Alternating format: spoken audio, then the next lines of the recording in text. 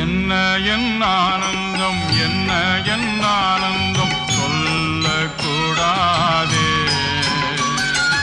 என்ன என் ஆனந்தம், என்ன என் ஆனந்தம் சொல்லக்கூடாதே.